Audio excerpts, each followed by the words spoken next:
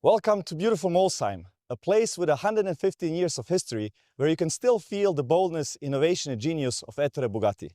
It's his principles that were also guiding us today when developing the new Bugatti, which you will see in a few moments. He was not only obsessed with technology and performance, but also with aesthetics and beauty, making his cars timeless, even 100 years later, still looking beautiful. It took another visionary to take Bugatti to the 21st century, Ferdinand Piëch with the Veyron. Quad turbo W16, over 1000 horsepower, over 400 kilometers per hour, timeless design and perfection in every detail, and at the same time, breaker of many records. That's the car that brought the hypercar era to its beginning. Since then, Bugatti has continued to push the boundaries of technology, luxury and performance. The W16 has evolved from the initial 1000 horsepower to 1600 horsepower in the Chiron, which then broke the 300 mile/hour barrier. During the Chiron era, we saw some beautiful specials rolling out of the Atelier: the Pure Sport, the Super Sport, the Divo and the 110. More recently, we have isolated the purest essence of the W16 with the Bolide and continued the great legacy of elegant roadsters with the Mistral. When Ettore felt like a certain technology was pushed as far as it would go, or there was a lot more potential by doing something completely new, he would start a new page. The W16 is what we call peak engine. There has never been a more complicated combustion engine produced, and there never will be. So, in Ettore's spirit, we are starting a new page. Tonight, we will unveil a brand new Bugatti that does not share a single component with the Chiron or any other car. But what it does share are the inherited principles of Ettore, the mystique of Molsheim, and the over century of heritage of Bugatti. A car that is unmistakably a Bugatti. We have given our very, very best to create this masterpiece. It is incomparable. And I even dare to say, Ettore himself would be proud of it. We can't wait to show it to you, but first, let's look at what happened during the last 20 years.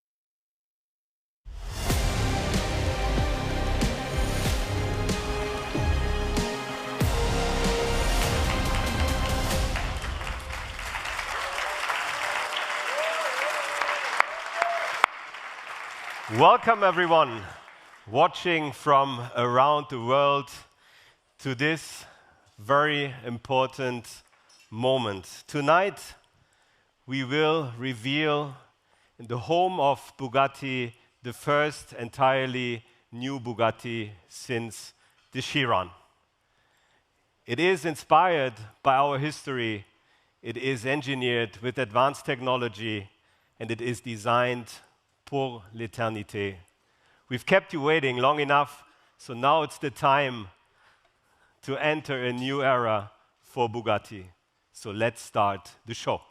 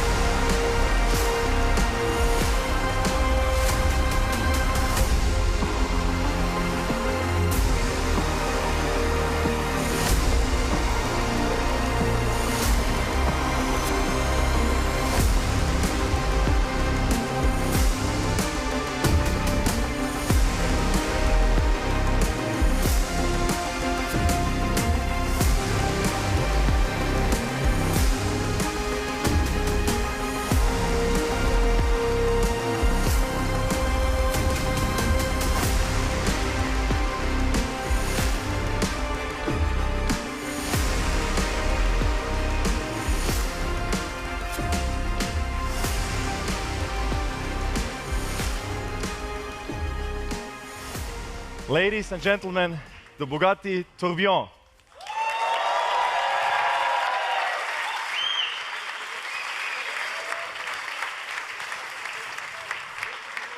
And please, a big applause for the fastest man on the road, our chief test driver, Andy Wallace.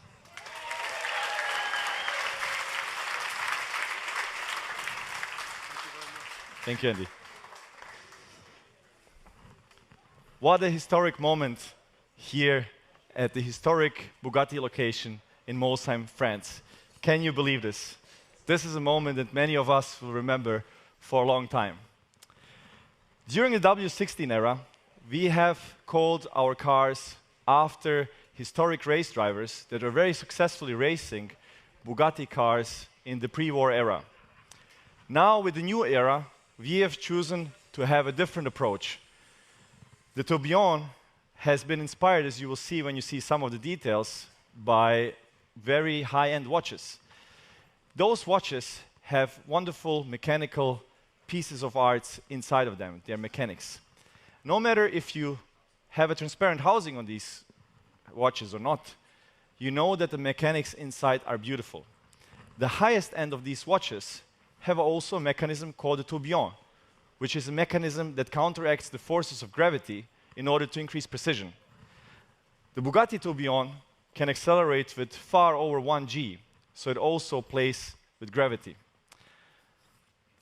A new Bugatti is a very special occasion. But something like this, a completely new one, developed completely from scratch, only comes around every couple of decades. And with this one, today, right this moment, we are starting a new era in this century-old brand. Looking at this car, I'm so incredibly proud of the team that has developed it, giving their relentless efforts and dedication to make it possible. Because what we have embarked on with this project was very, very ambitious. And by looking at it, you see how this team collaborated, how hundreds of people have worked together over years to create this masterpiece. It's a car, and you will see that later when we go more into the details of the technology and the design, that like no other, I just don't know any other example where it feels like it all came from the same hand, from the same person, because everyone worked so beautifully hand in hand. What makes me most proud is that we have executed on all of the romantic and beautiful and crazy ideas that we had at the beginning. Ideas that would have been easily dismissed as too complicated, expensive, or impossible.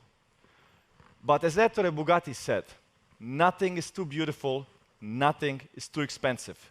We did not let anyone tell us that we cannot do something or that anything is impossible. Our job is to make the impossible possible for you, our customers. Thinking back at the giants on which shoulders we stand on, Ettore Bugatti and his son Jean, Romano Artioli, Ferdinand Piech, I like to think that if they would see what we have created, they would be proud of. They would love this. Luckily, we have one of them right here, so I will ask him about his opinion in a few moments. So we'll get some direct feedback as well. So this will be a very important feedback, Mr. Artioli. But for me, the Tourbillon and what we have created here, it's much more than a hypercar. Of course, it's wonderful to make these beautiful pieces of art for you, for our dear customers, without which this wouldn't be possible. But for me, this is a celebration of humanity, a celebration of all human aspects, art, technology, precision, materials, everything is inside a car.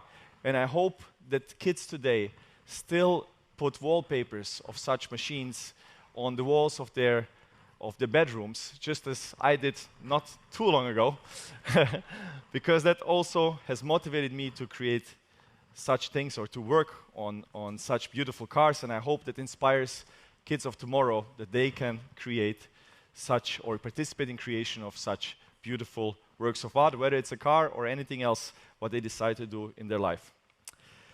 The Tourbillon is again raising the level, raising the bar in every aspect, confirming that Bugatti is at the top of the automotive art, form, and technique. It is what a Bugatti needs to be. As Ettore Bugatti said, if comparable, it's no longer Bugatti. You will see this car is not comparable. It is very unique, very special for all the right reasons. But now, let's see the car in action to see how it looks when it moves.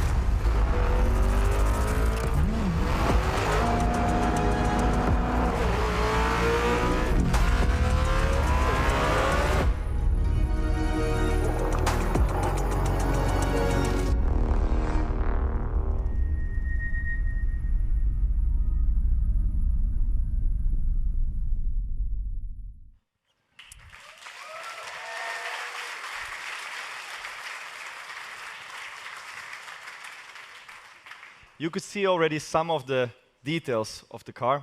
So from the outside, you see very clearly a Bugatti. So the exterior design has been clearly an evolution, but the whole car is a revolution. It does not share any component with any other car. It doesn't share any component with the Chiron or with the Nevera or with any other car on the planet. Everything is completely new, and you will see some very special things about it. But let's hear first from the design director, Frank Heil, about the design behind the car. Frank.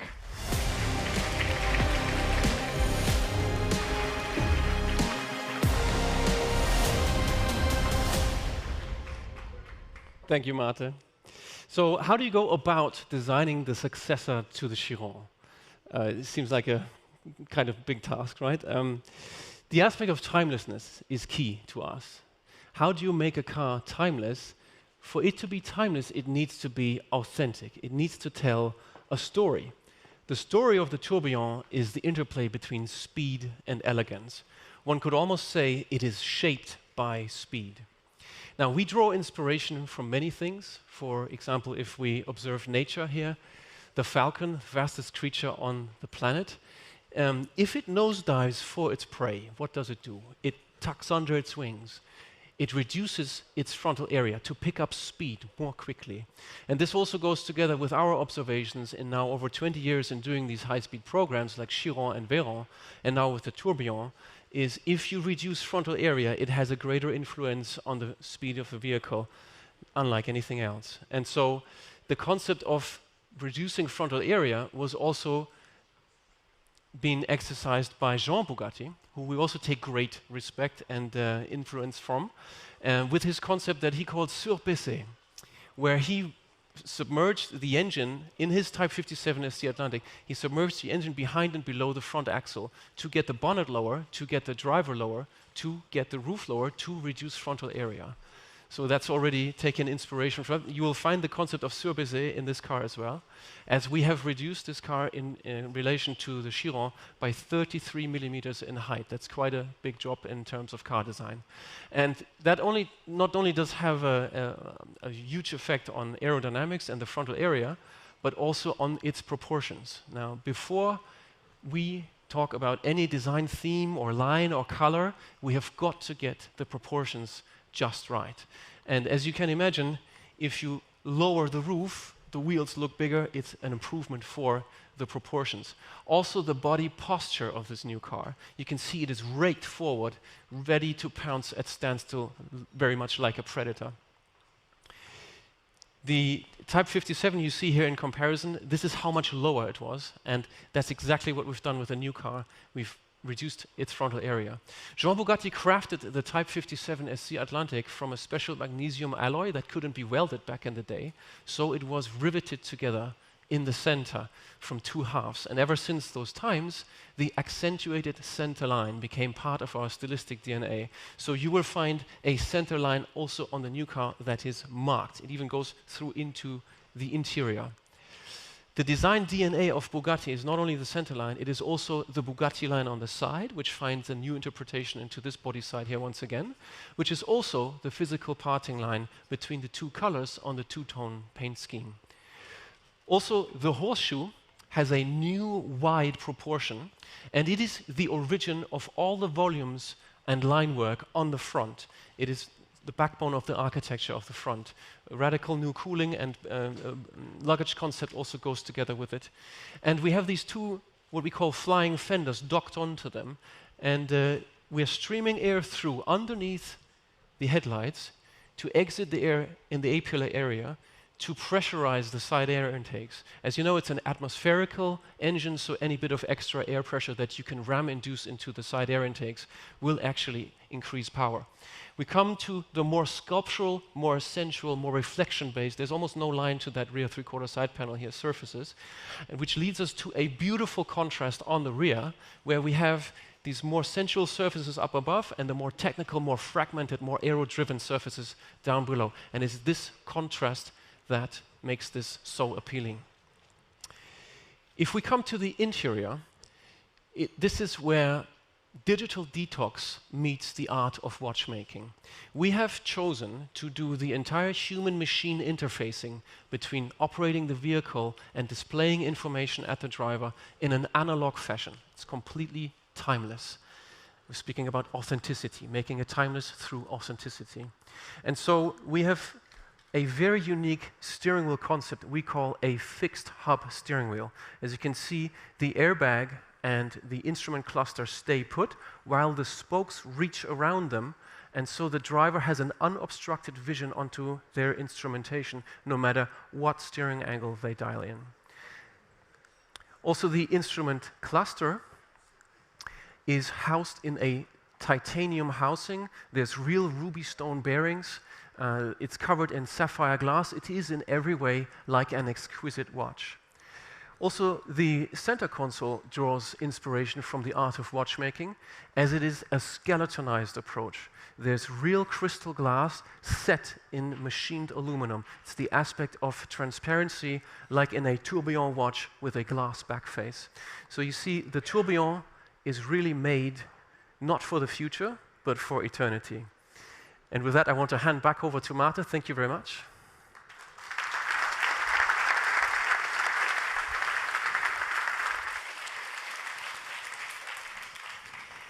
What a beautiful job Frank and his team has done. But we will now talk more about the underpinnings that made it possible. The technical details of the car that were developed by Emilio Scervo, our CTO, and his team of over 300 engineers who have worked on this project. Some people might think that design is something that you just do in the air, something like a facade on a house, something that you just do on top of a technical platform. And actually, that's quite true for many cases, and that's how fake air vents came to be, or fake exhaust, because the designers imagined something that has no technical reason for existing. A Bugatti is completely different. We like to say what you see is what you get. If it looks like aluminum, it is aluminum. If it looks like carbon, it is carbon. And this is also true here. Everything has a function. Every little thing, like what Frank explained, for example, this hovering lights with the air channel underneath it, everything has a reason to exist.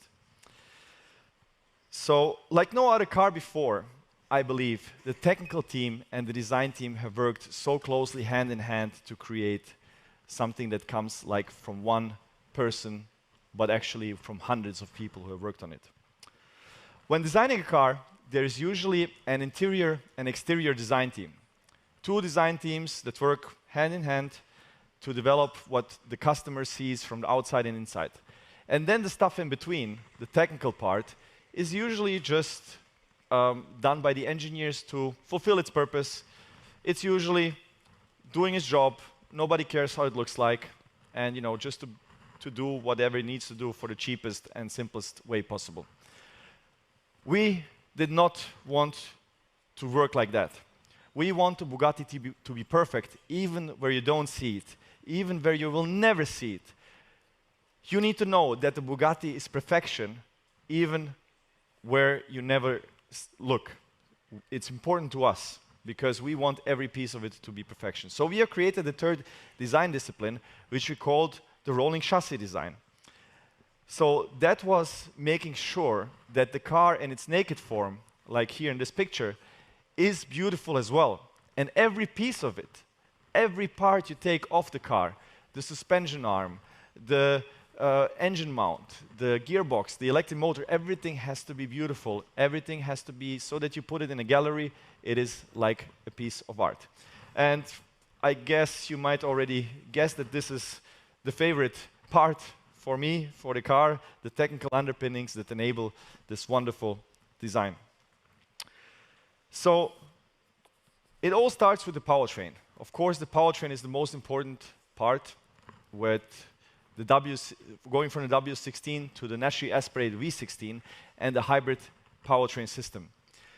As you know, when we started to develop it, we could have gone in any direction when it comes to the shape of the car, to the category of car. It didn't have to be a sports car. Bugatti's history is more than rich enough to go in another direction, but we have decided that for the new chapter we go with the hypercar, and then we decided to also continue with the combustion engine. So going with the new combustion engine was a strong decision, but not only with any combustion engine, we wanted to have the most emotional combustion engine possible. That's why naturally aspirated, but the naturally aspirated engine was only made possible by a very high-tech electric powertrain, 3 electric motors, a 25 kilowatt-hour battery pack, which gives enough power, but also decent all-electric range if you need it, especially to make the car future-proof in case in some areas you will not be able to run with a combustion engine at all. So with the 25 kilowatt hours, you should get a pretty decent all-electric range of around 60, 70 kilometers, even without using the combustion engine. So a V16 is, of course, naturally longer than a W16. As you know, W16 has its cylinders offset. They are not in a straight line, while the V16 cylinders are in a straight line. On top of that, this car has actually more displacement. While everyone went for reducing the size of engines, here we went from 8 liters to 8.3. So this engine is 25 centimeters longer compared to the W16. And then we have a big battery pack and 3 electric motors, and we even have a bigger trunk, and despite the lower cabin, we have the same interior space as a Chiron. So when we started working on this, I didn't know what it means for design if the car just becomes longer because of a longer engine and because of all the other stuff we needed to fit in the car. I thought maybe it's good for design. So I talked to Frank and Achim, and they immediately said, no, no, no, no, no. Just don't make the car any longer. Just try to keep the same length.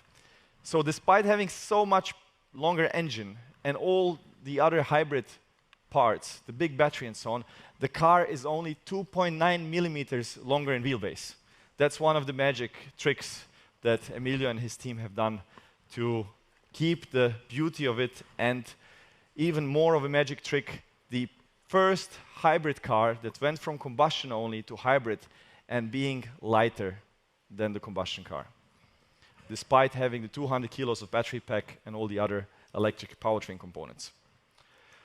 When we go to the top view, you can see how different it is. So in the Chiron, many of you who are using it, you know that you sit quite far away from your passenger. And that's because the gearbox of the car was in front of the engine, so between the passengers. That's why you were sitting far apart, one from the other. And that also means the doors move out and the windows move out, the greenhouse. And here we have now the battery in the middle, in the tunnel, but also behind the seats, structurally integrated into the monocoque, and the gearbox, now an 8-speed double clutch behind the engine, with an electric motor in the rear, 2 electric motors in the front. That enabled us to push the occupants closer while still having more than enough comfort, the same comfort, just closer, which meant that the glasses, the greenhouse, is now narrower, and that enabled, for example, this shoulder line here, which we also use for the aerodynamics that are compressed at the front to then go into the air intake of the engine. And you can see that this piece here, this shoulder line, we call it the shoulder, makes the car look more masculine. Even when it's standing still, it's more dynamic. And that's something where you see where design is not just something on top, it's enabled by the technology underneath. It all works together. So because of the gearbox now moving to the back, the battery being more narrow, the seats moving closer, you have this masculinity that we have here. And then, of course, the engine. It's, as you have seen already, exposed. That was very important for us to see the engine and not just any kind of cover. This is the actual plenum of the engine that you see outside. And one of the things that we have managed to do, because for total air resistance is actually the drag coefficient times frontal area. And as Frank has explained, we tried to reduce the frontal area as much as we could. So the roof is lower, the bonnet is lower, but also the cabin is more narrow, so the frontal area is a lot smaller. So the aerodynamicist wanted actually to close the rear to achieve their aerodynamic targets, the drag coefficient, or to significantly reduce this opening. But we told them, no, no, no, no, no. You are talking only about the drag coefficient. You are forgetting that you need to multiply that with the frontal area. So we have reduced the frontal area greatly, so we can play a little bit by having some nice things like the big engine opening. So you just see how everything works together. There's no separate piece. Everything works as one concept. But now something very exciting. One very good decision that we did was we started immediately. As you saw this little model that I showed you as the concept of the car, we knew exactly what we want. So we started to develop the combustion engine immediately. We started with the battery. So we have the combustion engine running on dynos for already 2 years. So the powertrain is very mature. And what you will hear now is the actual sound of the engine accelerating from 0 to over 400 kilometers per hour. You will hear how it actually sounds. The video is CGI, but the sound is real. So listen to this.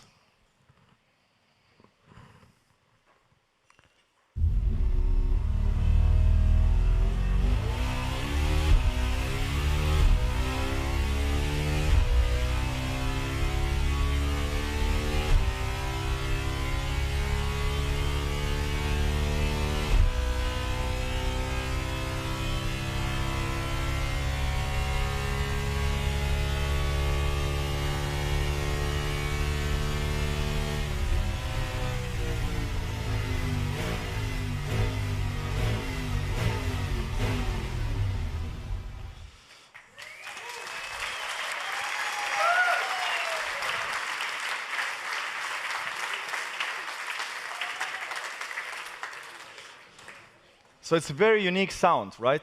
It doesn't sound like a V8, doesn't sound like a V12. It's something on its own, and that's what we wanted to achieve, something unique. And it's actually a very interesting combination. Quite an old school combustion engine, because no turbos, but actually made possible by a high-tech electric powertrain. It's kind of like how the anecdote of how electric cars got killed by the electric motor, by the electric starter, so people didn't have to crank their engine anymore, and that made it easier to use combustion engines. And then this killed the electric car. So the electric motor kind of killed the electric car 100 years ago. Here we have the electric motor saving the naturally aspirated engine.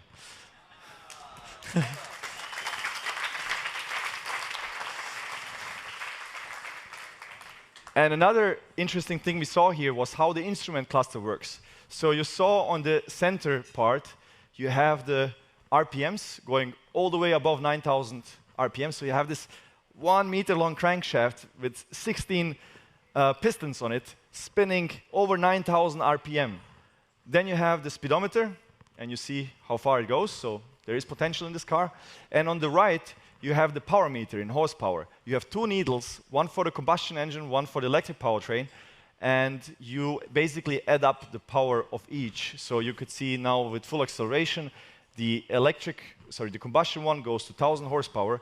The electric one goes to up to 800. So we have 1,000 horsepower from the combustion engine, 800 horsepower from the electric, for a total power of 1,800 horsepower. And all of these movements you see, all of these gears, they are actually moving the needles. So the needle is being moved by those mechanics behind it. Then you can also see on the lower side of the steering wheel the modes. On the left side are the chassis modes, so how you set up the suspension, steering, aerodynamics, and so on. On the right side is powertrain modes. We want to give power to the customers. We don't want to make decisions for you. If you want to drive combustion only, turn a button, you drive combustion only. There is no electric assistance. If you want to drive electric only, the combustion engine will never turn on unless you deplete the battery. If you want the car to make the decision for you, you go into hybrid mode and the car does everything itself. But one thing we'll for sure not do is that the engine turns on and off all the time, annoying you. So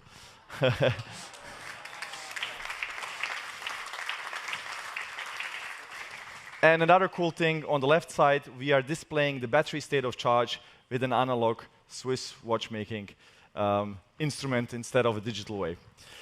So we talked also about, let's talk a little bit about the numbers. Bugatti is not really so much anymore about numbers, it's about the whole package, but we have to mention them. I will just mention one. The 0 to 400 kilometers per hour is 7 seconds faster compared to the Chiron. So we have higher top speed, we have better acceleration, more power, but the magic trick really is that the car is lighter. By how much, I won't say, because we are still working on some details. It still could go a few kilos up and down. It won't be a lot, but it is lighter than the Chiron, which is, I think, a huge achievement, mostly thanks to Emilio and his relentless push for it, because he made sure that every kilo gets squeezed out. And how did we do that? Two things. One is architecture, so the overall concept. So big decisions at the beginning. So going from the combustion engine, from the turbo engine to a naturally aspirated one, you lose a lot of the peripherals that you need with the turbo engine. Pumps, pipes, intercoolers. Then you have less torque going through the gearbox because a part of the torque is being taken care of from the electric powertrain, so the gearbox gets lighter. So the battery is 200 kilos. The front e-axle with 2 electric motors is 82. The rear electric motor is 23, the rear inverter is 11. So you have 300 kilos of electric powertrain, 300 kilos. That's, let's say, added on top. So if you take a Chiron, that would be 2 tons plus 300 kilos. We have removed this 300 kilos from the combustion engine, from the gearbox, but also other parts. So one part is architecture. For example, how the battery pack is integrated very nicely into the monocoque as an integrated part. But then the second part is every component. And here is a wonderful example, 3D printed metal suspension. This is a suspension arm, but also the knuckles, the uprights are 3D printed. And just with that part, with the suspension being 3D printed, we have saved 45% of weight compared to the Chiron. So on architectural level savings and component level savings. And this was also shaped by AI. And now we come to the aerodynamics aspect of it. So perfect aerodynamic shape is the wing. And usually cars are not really like wings. Actually, they are like wings generating lift, but we don't want lift, we want downforce. But if you take a cross-section across the tourbillon, it actually is almost like a wing, the right side down. How did we achieve this? By an ultra-long diffuser. And this is, again, the interplay between design, concept, and engineering. So you see how far up the diffuser ends. But the diffuser only works if it's not at a high angle, if it's around 11 degrees. If it's more, then the air will delaminate from the diffuser and will not stick to the diffuser any longer. So you have to have a very gentle incline. But if it's so high, it means the diffuser needs to start very far. So the diffuser actually starts around here where the seat is. So half of the car is the diffuser, which enables us to not really use the wing, even for top speed. So we have a wing that deploys, but mostly for air braking and for handling mode. But for top speed, we actually don't need the wing, so the diffuser gives us, let's say, free downforce with not so much of drag as opposed to a wing. And it makes the car look more elegant, as you need the wing less. But in order to have such a diffuser, we have a less wide engine, a narrower engine. The W16 is very wide, the V16 is long, but narrow, which means the tunnels can go left and right of the engine, and even the engine is in an incline. And then on top of that, the diffuser is also the rear crash structure. Usually you would have a crash structure which is hidden away by the bumper, but then you have a big bumper. Here, the diffuser is also taking the crash load. So you have this open rear end where you actually see the rear tire when you are behind the car, and this beautiful light rear design. And that's also how we saved some weight. So you just see the interplay between engineering and design. So another beautiful thing that you can see here, please have a look later at the engine. That's my favorite view as well. There's so much more about this car that I could talk about. The fixed top steering wheel, what it took to do that. The seating position, so we have moving pedals. The seat is moving up and down, but the backrest is moving forward and backward, but the seat is not moving forward and backward. The pedals are moving, which enabled us to not make the car longer, one of the things. There's millions of more things that I could tell you about, but we will tell you those stories in the weeks and months to come. Now, I will just give you some more details about the car. We will produce 250 of those beautiful machines, and we will start deliveries in 2026. So, the team who has pulled off this beautiful masterpiece is led by the 4 board members of Bugatti Rimac, which I would, at this moment, invite to join me here. Larissa Fleischer, our CFO, Emilio Scervo, our CTO, Christophe Piochon, our Chief Operations Officer. So, Larissa, she is paying the bills. He is making it, and he's developing it. So, we all work hand in hand.